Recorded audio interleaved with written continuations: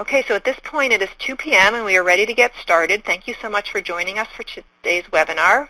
At this time I would like to introduce Diana Wogan, who will be helping to moderate today's webinar. Have a great session, Diana.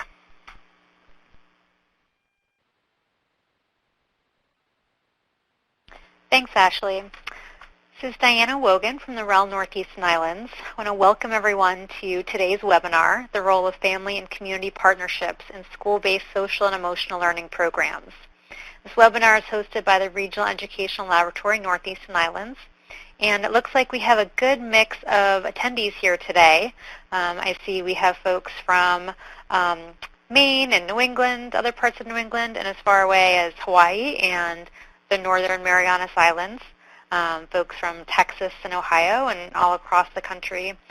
We have some representatives of schools and districts and some family representatives, nonprofit folks, and state education agency staff as well. So thanks everyone for joining. Here's our agenda for today. After some introductions, we'll hear from Laura Hamilton, one of our guest speakers, who will talk about research on family and community engagement in school-based SEL programs. We'll have some time for questions from the audience, and then we'll hear a district practitioner talk about their perspective. We'll also have some time for questions from the audience for that speaker, and then we'll wrap up.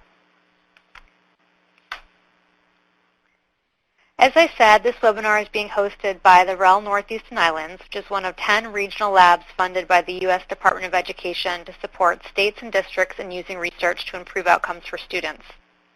We conduct our work primarily through alliances, such as the Social and Emotional Learning Research Alliance. And this alliance supports state and district leaders to identify and use evidence about social emotional learning to inform their practice. Now we'll hear from my colleague Josh with a little more about today's goals. All right, thanks Diana.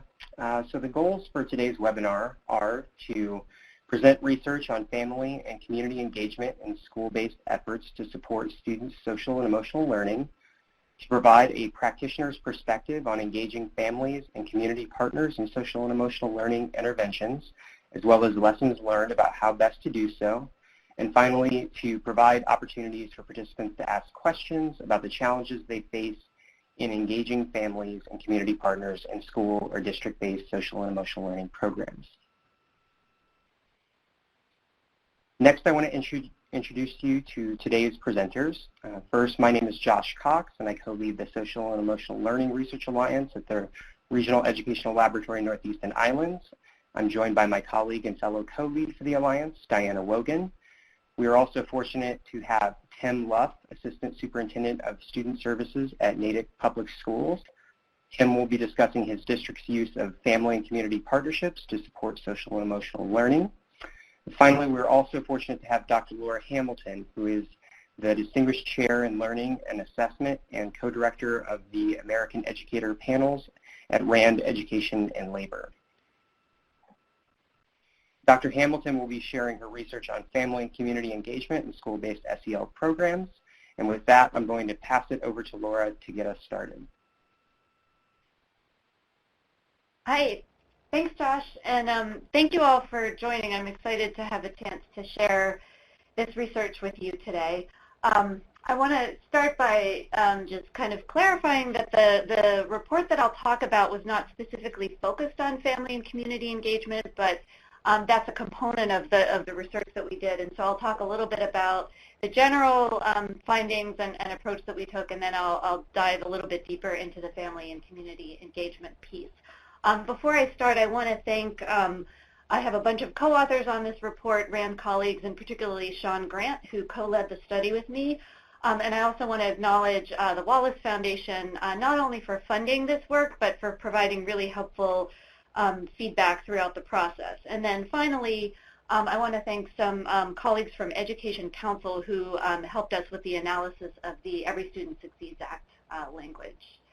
So this is the report I'll talk about. It's available free of charge on RAND's website, and along with a research brief that provides kind of a concise summary of the findings, and then an additional appendix that provides detailed information about the interventions that we evaluated. The report provides much more detail than I'll be able to present today.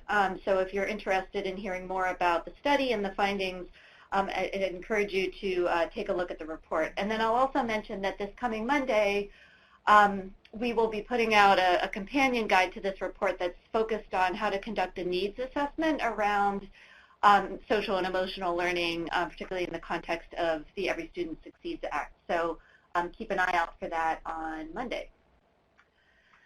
So I think we've all, probably if you're on this webinar, you've already decided that social and emotional learning is important, but it's sometimes helpful to provide a little bit of grounding.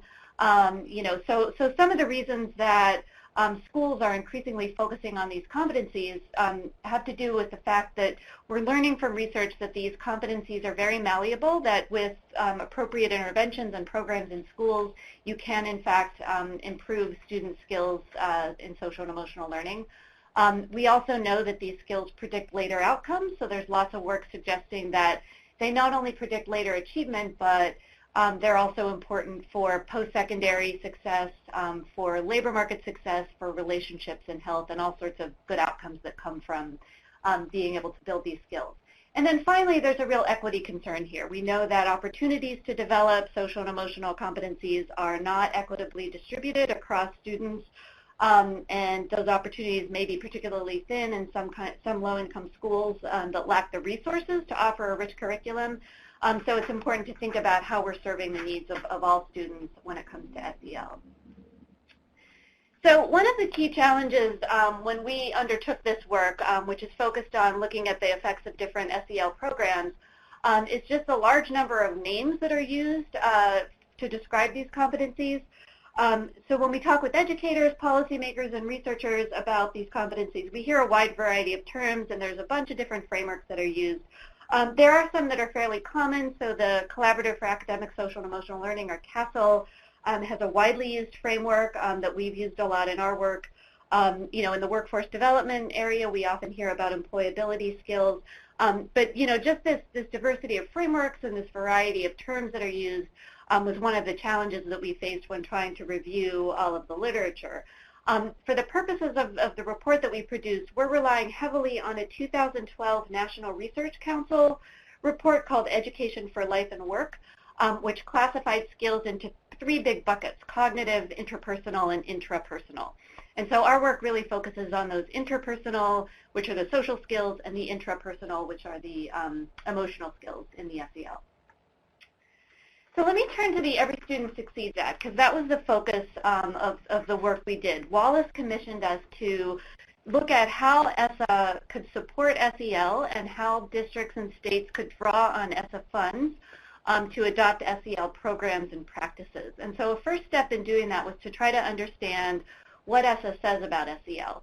Now, the phrase social and emotional learning does not appear anywhere in the legislation, but there are a number of aspects of the legislation that do in fact address policies and practices that are related to SEL. And so some examples I show here, the law mandates that states develop performance indicators in addition to student achievement for their statewide reporting and accountability systems. This is the indicator of school quality. Now, states have not yet adopted SEL measures as part of that indicator, in part because there aren't really good measures that are validated for that purpose. Those of us who've been thinking about how to measure SEL have been, advocating that these measures aren't really ready for high-stakes uses. But it does offer an opportunity for districts and schools to think about using these measures as indicators just to monitor progress among their students in a low-stakes way. The law also calls for a well-rounded program of instruction, which is sort of broadly defined and helps to kind of move the focus away from math and English language arts that have dominated many states' plans under No Child Left Behind. The law allows local education agencies to identify and implement strategies that can strengthen academic programs as well as broader school conditions for learning. And those broader conditions can include things like safety and climate that can be supported through SEL programs and practices. And then finally, there are regulations that directly support programs to improve skills outside the core academic subject areas.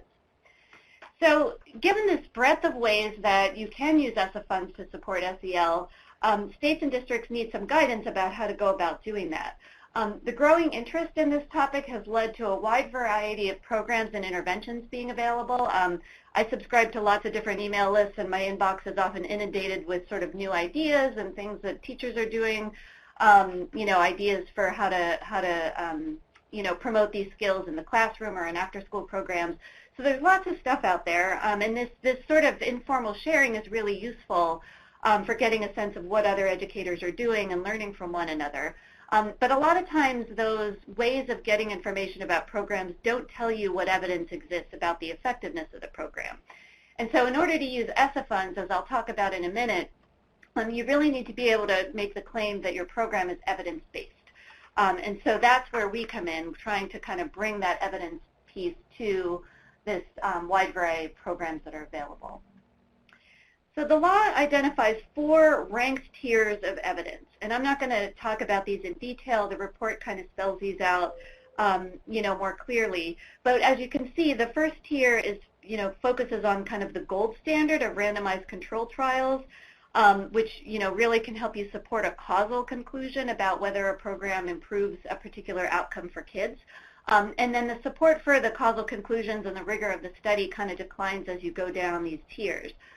And that last tier 4 is in a different color because it's a little bit different than the other 3. It doesn't focus on published research evidence related to a specific intervention, but it just says that you need to be able to demonstrate a clear rationale for an intervention based on research that supports a component of the intervention. You don't have to demonstrate that the intervention itself led to effects. And I'll talk a little bit more later in the presentation about how you can use that tier 4 to apply to programs that may not have an evidence base yet. Okay, so in this study, we asked 2 key questions. The first is, what SEL interventions have recently been evaluated, and by recently we really mean sort of the last 10 to 15 years, in U.S.-based K-12 public schools? And then second, we looked at which of these interventions yielded evidence meeting the ESSA tiers 1 through 3. So first we identified the interventions, then we looked for research and evaluation evidence and mapped that evidence onto the tiers so that we could provide information about how many interventions there are that meet these different evidence tiers. Before I move on and present the results, I do want to say that this study focused on sort of explicit SEL curricula, kind of the standalone SEL lessons that you often see, but there are lots of other ways that you can promote SEL in your school or district. And so, for example, teachers will often integrate into their academic instruction practices that promote social and emotional learning. Schools will often do, put an emphasis on improving the school climate in ways that can build SEL. All of those are potentially valuable, but they weren't within the scope of the study that we did. So to try to figure out what studies we should review, these are basically the criteria we applied. So they had to have been tested on K-12 students at U.S. public schools. We looked at universal interventions, so we didn't look at interventions that may have only been designed, for instance, for students in special education. We identified the interventions that met those first 3 tiers of ESSA, and then we looked at outcomes that met the What Works Clearinghouse standards. And if you're not familiar with What Works Clearinghouse standards, these are sort of, it's federal guidance about study designs and about what features need to be in a study design to be able to claim that, that it's really evidence-based. So we looked at a wide variety of outcomes. So those first 2 categories, intrapersonal and interpersonal competencies, those are the social and emotional competencies and skills that we've been talking about. But many of the interventions were also tested with respect to their effects on academic achievement, attainment around things like course grades, discipline, civic attitudes and behaviors, as well as school safety and climate. And so we looked at all of these different outcomes in our study. Now I'm going to walk really quickly through the results. Again, you can check out our report if you'd like more detail on this, but I want to get to the results that are most relevant to the topic we're talking about today. So we identified 60 evidence-based SEL interventions. You can see from this graph that most of them were designed for elementary schools. That's not too surprising. We often see in middle and high schools that the approaches to addressing SEL are more aligned with those other approaches that I talked about, integrating it into the academic content or working on school climate. When we look at the different outcomes, we found that the vast majority of the studies did focus directly on those SEL skills, those interpersonal and intrapersonal skills. But there were some that looked at the other outcomes, and so there were several that showed effects on school climate and safety, for instance. We saw 9 that had good evidence of effects on academic achievement. Most of the interventions were evaluated in urban school districts and validated with high-need populations, so low-income students and racial ethnic minority students. This can be relevant if you're thinking about how a particular intervention and set of studies around that intervention applies to your own setting. And then we looked at who delivered the intervention, and you can see that the large majority were delivered by teachers, typically in the classroom. But some of the interventions were also delivered by counselors or administrators, other kind of school-wide staff. And these categories are not mutually exclusive, so some of the interventions can be delivered by multiple parties within the school. And then finally, we looked at several different features of each of the interventions. And most relevant to today's topic, we found that about a third, actually exactly a third of the interventions that we studied included some sort of explicit family or community involvement component. So that means that the majority of the interventions didn't actually, or the studies around them, didn't actually directly address family and community involvement, but there were several that did. So what does that look like? It took several different forms in the research that we reviewed and the interventions that we looked at. So a lot of them focused on communication. This might be newsletters, phone calls, other ways of contacting families on a regular basis and helping them understand what's happening in the school. Several of them had training components, so these might be workshops where you bring family members in to help them understand what the program is all about. Some of the training included modeling to help parents develop the kinds of skills that the kids are developing, help them really understand concretely what this looks like. There were a few that had a public relations component, so guidance around how to interact with other community-based organizations. And then several also had guidance around student referrals, helping educators understand when they might want to access additional services for kids in response to individual assessment of children's needs. So just to give you a couple of examples, so there's a program called Building Assets, Reducing Risks that had several different family community involvement pieces to it. So there was an orientation that happens at the beginning to help families understand what this is all about. There was a parent advisory council, regular teacher and parent contacts, and then guidance again for referrals to resources in the community. The second one here is the school community intervention. By its name, you can tell that it does have this component. And this one was really focused on kind of making connections among parents, schools, and local businesses. There was guidance around developing and assigning school community liaisons and school task forces that would include representatives from both the school and the community. So all of these organizations sort of getting together around promoting kids' SEL. So I just wanted to mention Tier 4 because, there's a lot of different interventions out there, and we found 60 of them that actually met the evidence tiers in ESSA, but there are many more that, show promise but may not have research evidence yet. And so Tier 4 is useful to keep in mind because many of the funding streams under ESSA do allow you to use funds for interventions that meet these Tier 4 guidelines. And what Tier 4 really says is that you have to have a compelling rationale for why this intervention is likely to improve student outcomes. So you don't have to have shown that the intervention itself affects those outcomes, but you need to have some sort of logic model, and some piece of that logic model should have research evidence. So an example of that is there might be evidence that a particular instructional practice is associated with student learning, and your intervention has several components to it, one of which is an emphasis on that particular instructional practice. So if you've got a little piece of it that has research evidence, that can help you, kind of make the case that you've met Tier 4.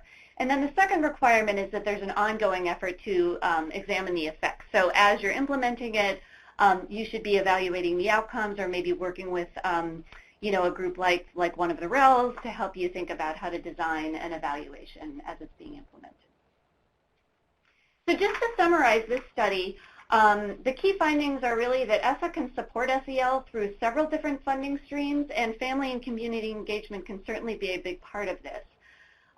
We know that educators have many options for SEL interventions that do meet the evidence requirements, and about a third of them have a family or community involvement component, but that existing research doesn't provide a complete picture of what's available. We see that family and community engagement occur through many means, but typically involve one-way communication, so lots of newsletters, that kind of thing, and a little less common to see really active engagement and involvement of families and communities. And then, finally, developing a robust family and community engagement component is challenging. We know that practitioners will need support and guidance from organizations like the RELs to help them think about how to really, engage and bring families into the program and connect with those other community organizations. So now I want to turn briefly to one ongoing project, and this is another initiative that's funded by the Wallace Foundation.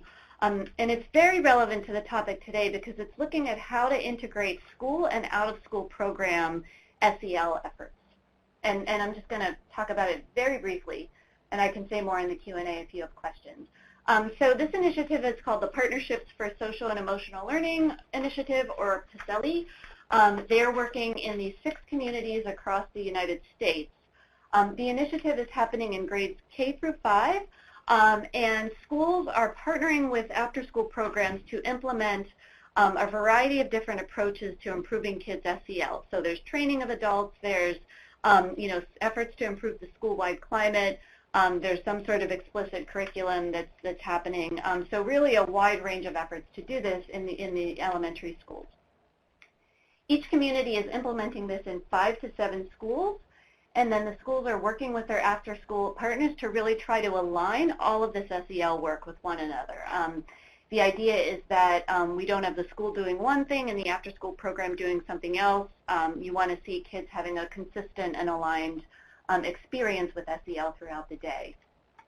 And then all staff receive SEL training. So ideally, this includes not just teachers and after-school instructors, but bus drivers, cafeteria workers, really anyone who's interacting with children throughout the day should be getting some training and exposure to SEL. And so RAND is the research partner on this initiative, and we're looking at how it's being implemented, and we'll also be looking at outcomes, both on SEL skills as well as other kinds of outcomes for students, including academic achievement. In addition, we're also going to be looking at outcomes for staff, so things like staff turnover, levels of reported staff burnout. So really trying to understand how this initiative is affecting both the adults and the kids who are participating in it. So far, we haven't produced any public reports, but we've been giving informal feedback to grantees, and we're learning a bit about what makes school and OST partnerships challenging. Some of it has to do with lack of overlap in time and schedules. So the principal trying to meet with the after-school program manager, sometimes there's just no common period in the day when they're both available. Another challenge results from inconsistent sort of frameworks and vocabulary around SEL. So I talked earlier about the kind of proliferation of terms and frameworks out there. And schools and the out-of-school time programs really need to kind of get on the same page about that. And then a third challenge we've seen in some places is sort of a lack of history, that these two organizations, the school and the after-school program, haven't actually collaborated much. And so, developing those relationships and partnerships, to really align and intensify this SEL work can be challenging. So I will stop there, and I'm happy to provide more information in the Q&A if anyone would like. Thank you. Thanks, Laura. So now we'll take some questions from the audience. So if you have questions, please feel free to enter it into the chat, and we'll take those as we go. We did also get a bunch of questions from people who submitted them with their event registration, so thank you to those of you who did that. So we'll start out with a couple of those. So the first question for Laura is, what are some strategies to involve community and grassroots groups in school-based SEL outcomes? Yeah, so I think, as I mentioned, a lot of the programs that schools are implementing don't have an explicit family or community component, but I think, schools can work with other partners. They can work with technical assistance providers. I should have mentioned the PSELI initiative, for instance, has there's a lot of involvement from CASEL and from the Weichert Center, and so schools are and after-school programs are able to access those technical assistance providers. And one of the ways you can use those resources is to kind of develop new resources for reaching out to families and community organizations when they don't exist or don't come packaged with the curriculum. We've also seen approaches to involving different groups in a needs assessment. So really engaging community partners and families from the outset when you're thinking about what kinds of SEL to adopt. So getting their input on goals. What is it that you want for your kids, and how can we think about making sure that we as a school or an after-school program are offering those things. Sharing data. Here's what we've learned about where our kids are in terms of their SEL skills or their exposure to positive climates. Let's work together to figure out a strategy for addressing that data. And then thinking about students as an important stakeholder group. So really getting their input, particularly as they move into the middle and high school grades, where they can, really have a voice and influence in, how you create these interventions. So I think that, there are programs that have this explicit component, and that might be the easiest way to start. But there are also ways to build that component in if your program doesn't have it. Great, thank you.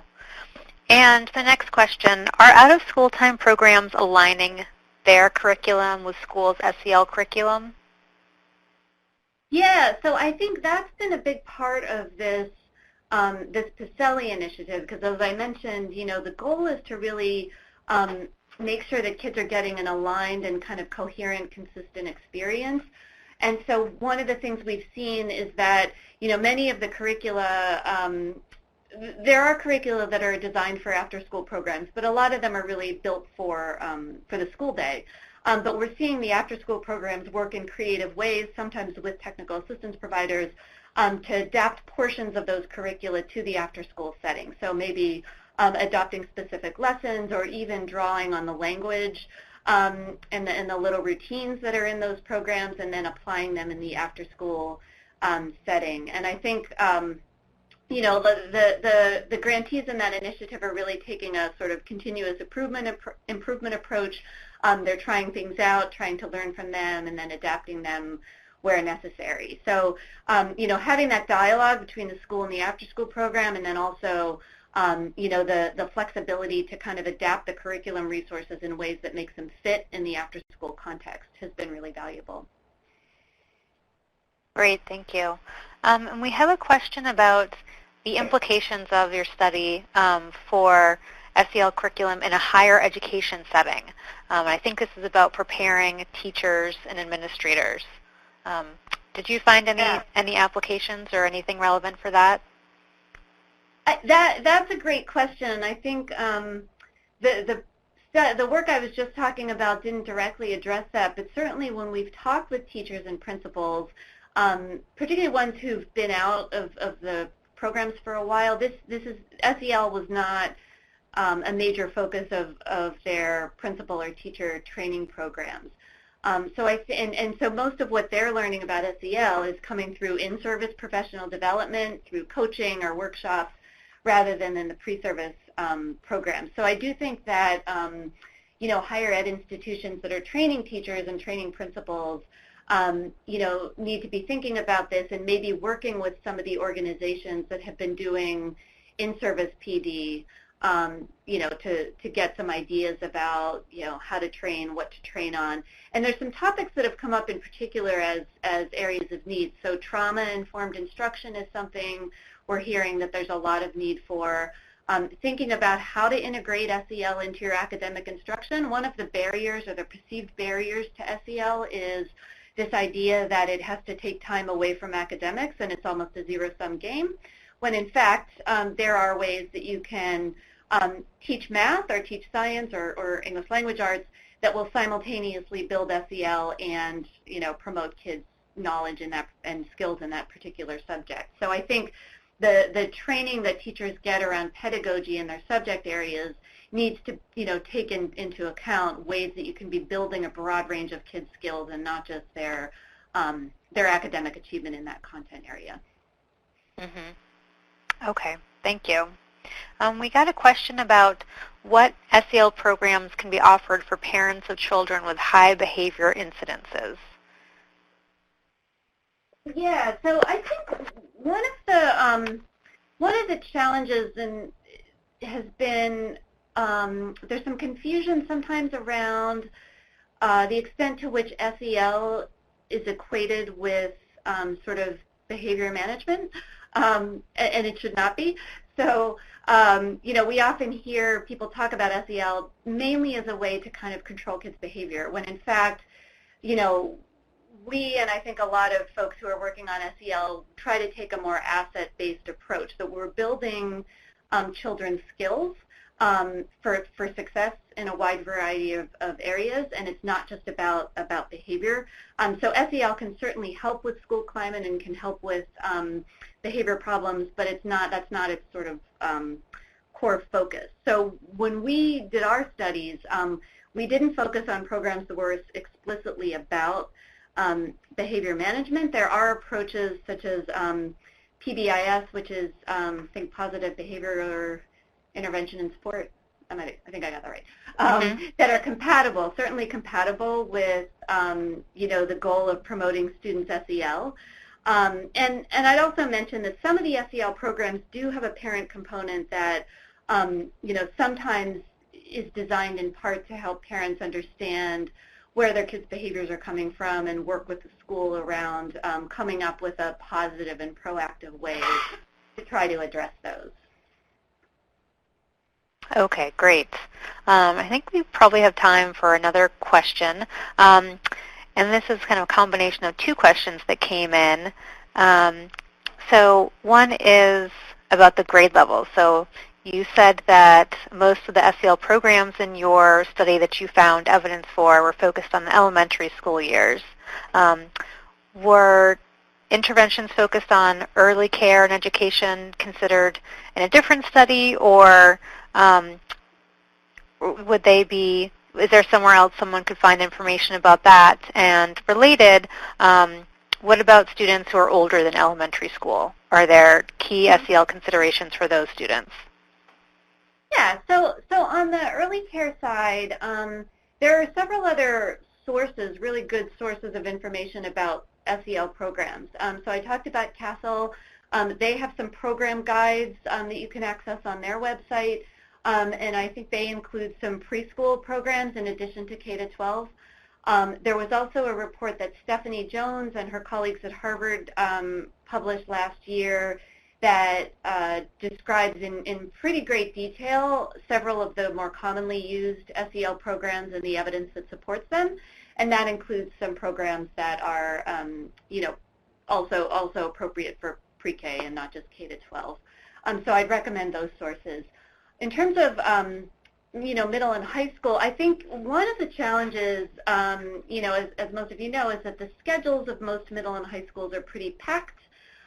They're often fairly rigid, and it's hard to fit in standalone lessons or curricula around all of the other classes that kids have to squeeze into their schedules at those age groups. And so what we often see at those, at those secondary grades is that the way of addressing SEL is much more focused on helping teachers incorporate SEL into their academic instruction, as I was talking about earlier. So that really requires training all of your teachers, regardless of what subject they're teaching, about how to do this effectively. And so that's a big challenge. And then secondary schools also put a big emphasis on, school climate, positive, restorative approaches to discipline, promoting high-quality student-teacher relationships. So all of those supportive conditions that we know can promote students' SEL skills outside of an explicit packaged curriculum. Great, thank you. Well, thanks for taking all of those questions, Laura. We'll have another question and answer session coming up after we hear from our next speaker. But let me hand it to Josh right now, who can introduce our next speaker. Thanks, Diana, and thanks again for your discussion questions. Now we're going to turn it over to Tim Luff. As I mentioned earlier, Tim is the Assistant Superintendent of Student Services at Natick Public Schools. He will be discussing his district's use of family and community partnerships in social and emotional learning. With that, I'll turn it over to you, Tim. Thank you very much, Josh and everyone. I appreciate you having me here today. As Josh said, I'm the Assistant Superintendent of Student Services in Natick Public Schools in Massachusetts. Natick is a pretty high-achieving school district. We have roughly 5,500 students with a 96% graduation rate. About 88% of our students attend post-secondary education, 14% special education, and 4% English learners. I speak of this because even though we're a high-achieving district, the need for social and emotional learning captures all districts. I worked in Maine for many years as well, and so hi to all my Maine friends out here that are on this webinar. And it really affects everyone, and I think that the strategies that we can use are not limited to high-achieving schools or high socioeconomic status schools, but to all schools in the country. So why focus on SEL? I'd like to start by introducing you to our profile of a graduate. This product came out of our work with Ed Leader 21 and their portrait of a graduate work. Essentially what you see before you are the core values that we want all Natick graduates to have upon leaving our school system. It's important to note that developing this profile was a community-wide approach that included input from students, teachers, families, and administration.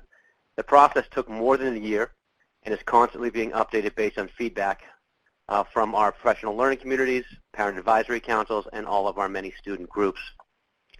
As a whole, we started with about 30 different competencies and weaned them down to 6 that you can see here before you, all focused around creativity, relationships, and personalized learning at the core. It was really actually difficult to get it down to 6, and it took some really good group norms to get there. Imagine dropping an academic achievement competency from the list, in the school system. All in all, we felt that these 6 were the baseline skills that we could use to get the kids to the other skills that we had there. We landed on communication, which is essentially students articulating thoughts and ideas, effectively using oral, written, and nonverbal communication skills in a variety of forms and contexts.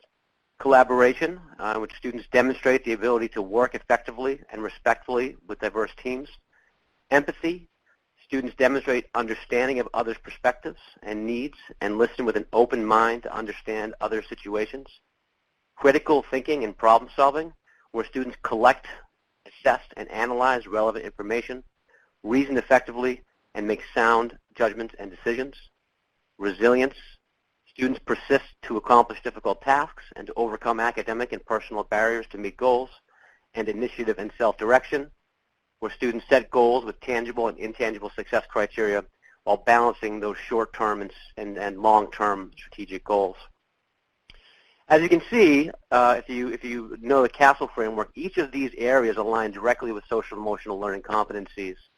And all of our district goals this year are aligned around this profile of a graduate, including our work around social and emotional learning.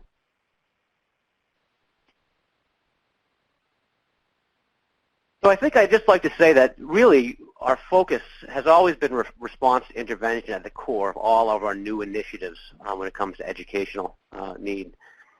We spent about 4 years here in Natick focusing on instituting a robust tiered system of interventions for academic performance.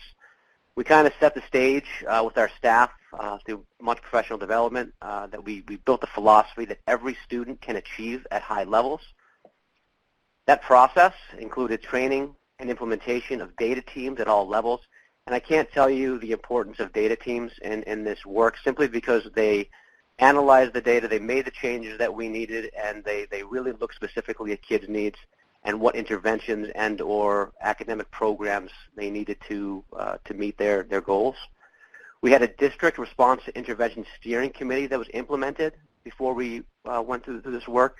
We did an inventory of our current practices, and we had significant professional development over the course of 4 years to a point where now we have really exceptional results for the academic components of things. We have Tier 1, Tier 2, and Tier 3 interventions at all levels. But more importantly, we have a core academic program that is providing research-based instruction and a screening system in which kids who need the services are getting them. One of the lessons we learned while doing our response to intervention for academics is that we really needed more parent participation. Still getting questions to the day from parents, what is RTI? I don't understand. How does my kid get into special education? How does my child get services they need in the school? Who do I go to?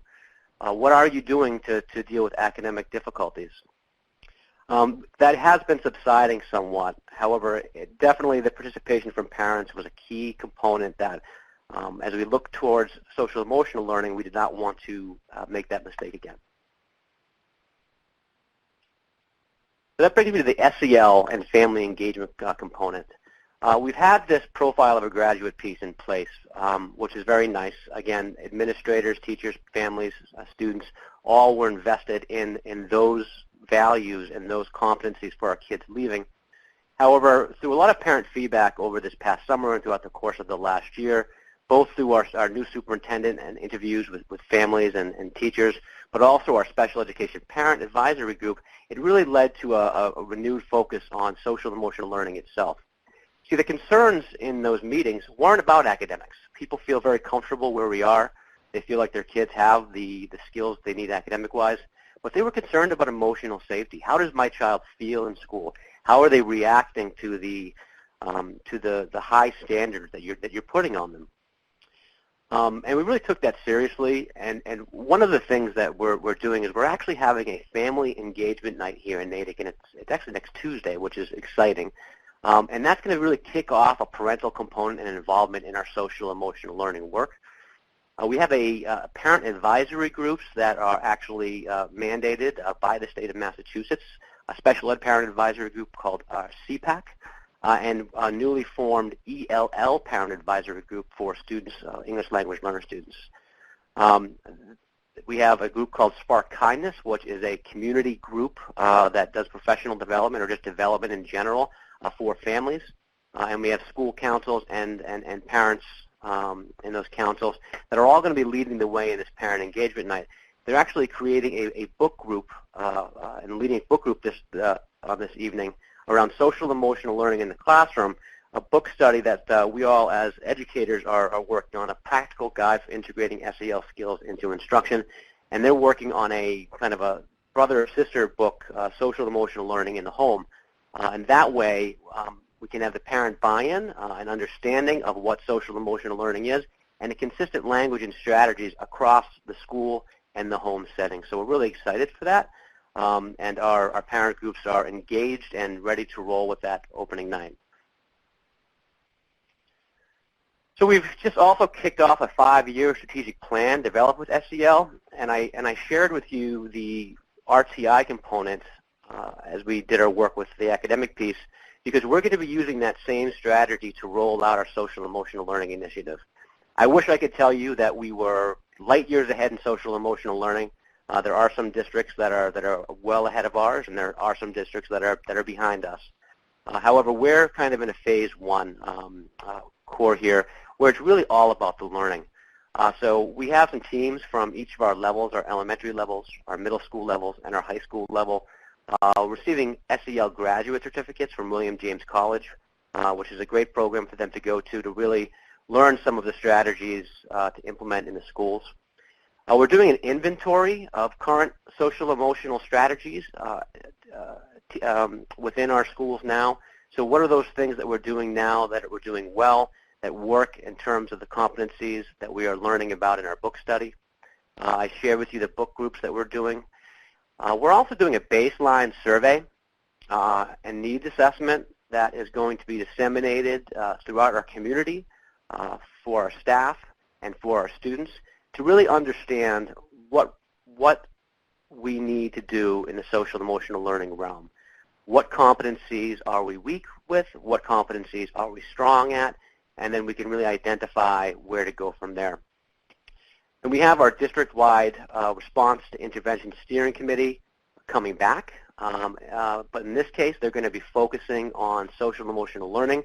They're going to use all this data and all this language from this year and all the things that we learned to create a plan for the next year or 5 of what we're going to do in social emotional learning. Phase 2, once that plan is developed, is to obviously implement it and not to jump too far ahead. I can't emphasize enough the fact that we don't want our staff or our parents to feel like this is another box program that's being put in front of them, but rather it is an integrated set of strategies that we should be using every day in our classrooms. It's not something new. We are doing it. We just need to strategize to do it better, identify the skills that we're teaching, collect data, analyze what we can do better, and then continue to cycle through until we really have a good common core curriculum around social emotional learning. So only then can we identify who needs to go into Tier 2 or Tier 3, and then again, what are those interventions that we'll use when we get to that point. Laura shared some wonderful strategies that I will definitely take advantage of in this, and so I appreciate her work for that. But we're really excited. We feel that kind of doing it in phases this way, with the parent engagement from the beginning, will really give us some results that will be influential to the kids, that will then in turn turn into those profile of a graduate skills that we want all of our children to have once they leave the Natick Public Schools. And I think with that, I will take any questions that you folks might have. Thanks so much, Tim. So we've had some questions coming in, and we also received several questions that people submitted before the webinar. And I want to start with one question about educational leadership. So as a district assistant superintendent, Tim, what strategies can be used to build educational leadership's buy-in to SEL and also family and community partnerships that support SEL? That's a great question. I think, each educator that's implementing this has to have buy-in. I think that would be with any initiative that we do. So in terms of that, we got lucky because we worked on this profile of a graduate prior to moving into the SEL format. And simply because the principals and the different district leaders worked on that and weaned them down to the competencies that they wanted the kids to have, it's really hard for them to argue that the skills that they developed shouldn't be taught. So it's really starting with what do they think kids need, and so their buy-in becomes about their work and not necessarily about what we're pushing on them from my level. I think also, it's part of our everyday programming. If we can sell the fact this is nothing new, we're doing it, we're just going to do it better. It's really integrating those skills into the core of learning. It makes it much easier for them as leaders simply because they're not starting something new. They're working with their staff and their teachers to really value what they're already doing and just enhance that. And finally, if you can convince them that this will really build a better culture within our schools because this is about a culture, then they can be more preventative than reactive. How many assistant principals and principals are out there reacting to situations? If these skills are kind of integrated and built in and we're tracking them and looking at them, the hope is that they wouldn't have to be reactive as much, and when there are interventions, they're focused on the kids that really need them and they can be more targeted. Great, thank you. There's a couple of questions about the books that you used with your team. First of all, just could you repeat what the titles are and what kinds of books? Are the teachers and the parents reading the same books, or the parents reading groups separate from the teachers? Sure. So right now, the teachers are all reading a book called Social Emotional Learning in the Classroom, a practical guide for integrating all SEL skills into instruction and classroom management. That book is by William Rebus, Deborah Brady, and Jane Harden.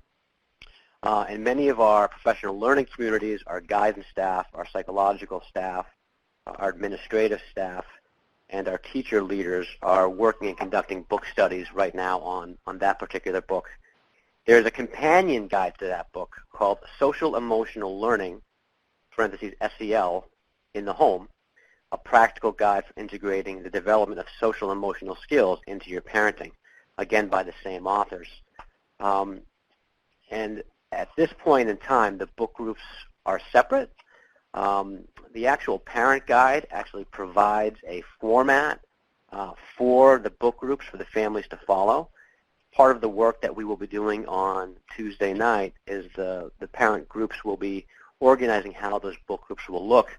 And frankly, based on the question, it would behoove us to see if we can't get some teachers within that group as well, which would be a nice thought to really making the partnership even more than what it is. So we're really excited about those two books. I love the idea of the similar language at home and in schools, and it really gives some good strategies that are not too difficult to follow and easy to implement. So those are those. Great, thank you. And you talked about you have a parent group for parents and families of students who are English learners. Can you talk more about the strategies you've used to build partnerships with those families? Sure can. I mean, first and foremost, all students and families are part of the overall learning community, and that's really our focus. And so all groups, whether it's ELL or special ed or whatnot, they are all part of our general parent groups. There is a English language learner PAC or parent advisory council that's being created. And the parent advisory councils in Massachusetts are pretty much chartered to provide feedback on programming. So obviously that group, as we look at ELL programming and even in social emotional learning, they'll have a significant amount of ways to provide us with feedback and be part of a partnership.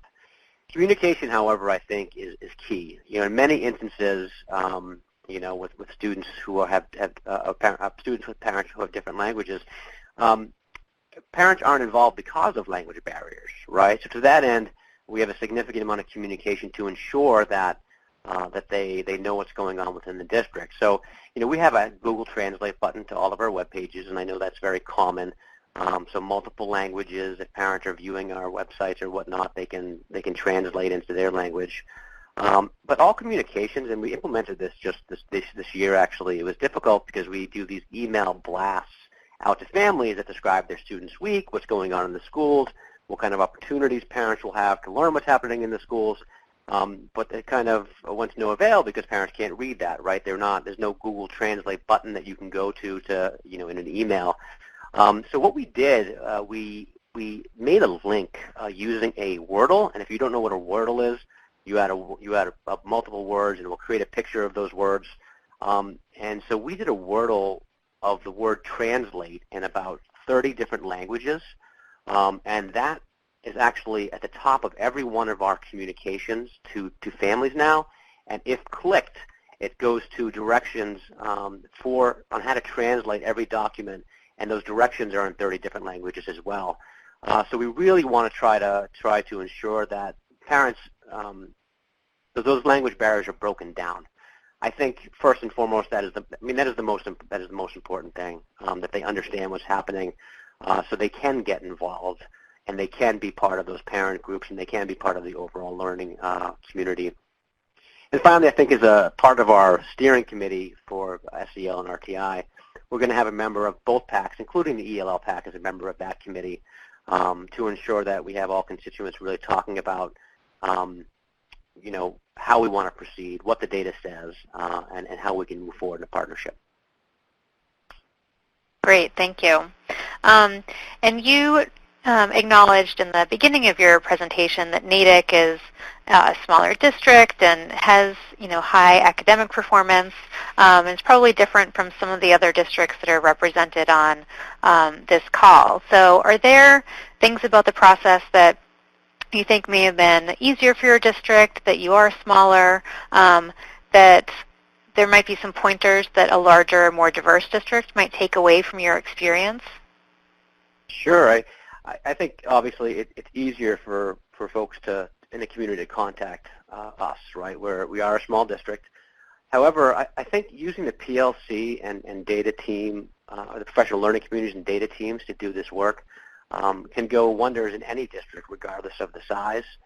If you have a group of practitioners that are bought in to this learning, they can drive it within the schools that they're in. Obviously, large districts might not be able to push this initiative out, but certainly schools within their district, and those leaders within those schools can do that, including facilitating the parent communication piece. So just making it smaller, even though it's larger, I think is probably the best way that I would go about it in a larger district. Certainly this can't be a top-down decision. So if the work can be done and made meaningful at each individual school level, then this work can be done and done well. Great, thank you. We also had a question about the profile of a Natick graduate that you showed in the beginning, the graphic. Can you just say again who that was created in conjunction with? Sure. The Ed Leader 21, which is a educational organization, professional development, they had their piece was a portrait of a graduate, and they've done work with many districts on this work as well as other new initiatives in education. And they are definitely a forward-looking organization in bringing districts to the new age of things. So it's really a picture of what you want your kids to be when they leave. So. Great. Okay, thanks. Ken K was the leader of that organization. I believe he still is. Okay, thank you. So let's see. Maybe we can move into some questions that might be for Laura that we didn't get to before. So there was a question about how Laura went about choosing the studies that were analyzed in her evidence guide. Laura, could you say a little bit about that? Yeah, so we worked really closely with our library staff here at RAND to do broad-based searches of the published literature, and so we looked at programs that had studies that had been published either in academic journals or by research reports that were done by research-based organizations or federal agencies. We started off with something like 26,000 abstracts that we had to review, and we sort of applied certain criteria and then slowly winnowed it down. But basically, we were looking for studies of programs that met those criteria I talked about earlier. So K-12, U.S. schools, focused on one of the student outcomes that was in that list of 7.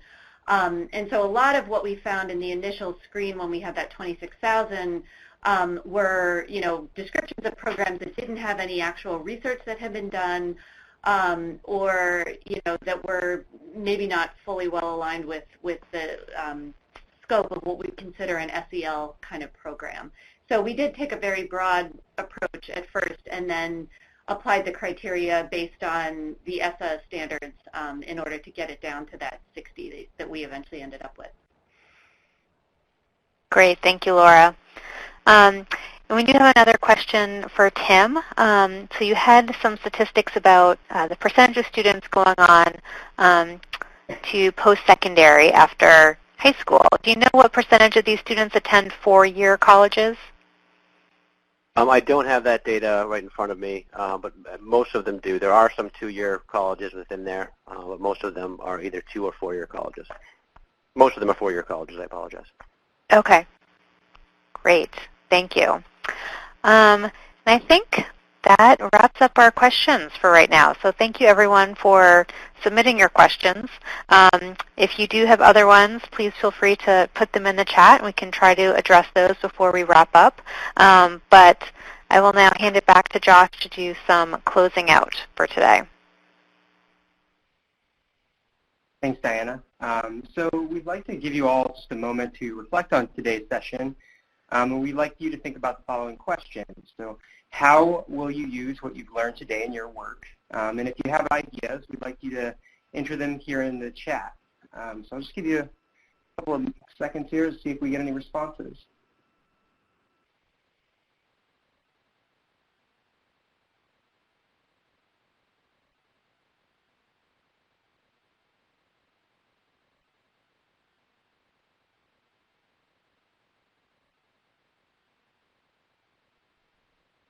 All right, as we're getting those responses, we're also just, we'd like to get your feedback on today's session. So we have a feedback survey that we'd like you to complete. You can click on the link to that survey in our slideshow here. Also, we posted that link in the chat. And finally, you will also be able to automatically directed to that survey at the conclusion of today's presentation. So you're just to mention, so your feedback's really essential to our work, and we'd love to hear from you as we're always trying to improve these events.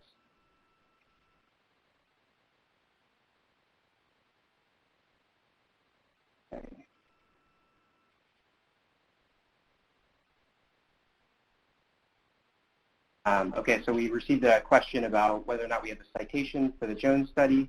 We can enter that in the chat. We've also linked to it as well, so you can find it under download today's files. I'd also just like to share our contact information in case you have follow-up questions. With that, I will go ahead and pass it to our dissemination manager, Ashley Gaddis. Hi, Josh. Thank you. I want to thank everyone for joining us today. The webinar was interesting. It was very interesting. It was great to see so much activity happening in the chat. Wonderful questions, comments, and observations by all of our participants. As I said earlier, today's webinar has been recorded, and we will create a video that will be archived and uploaded to the Institute of Education Sciences YouTube channel. If you are registered for this webinar, you will receive an email when the recording is available online. Additionally, I want to remind everyone that they can download the files from today's webinar in the pod below. And when this webinar closes out, your browser should open with a link to the survey. I really encourage everyone to complete the survey. Let us know what you liked, didn't like about the webinar, any improvement ideas you have. It really helps us in informing our future programming. So thank you again to everyone who participated today, and I hope you have a wonderful weekend. Thank you so much.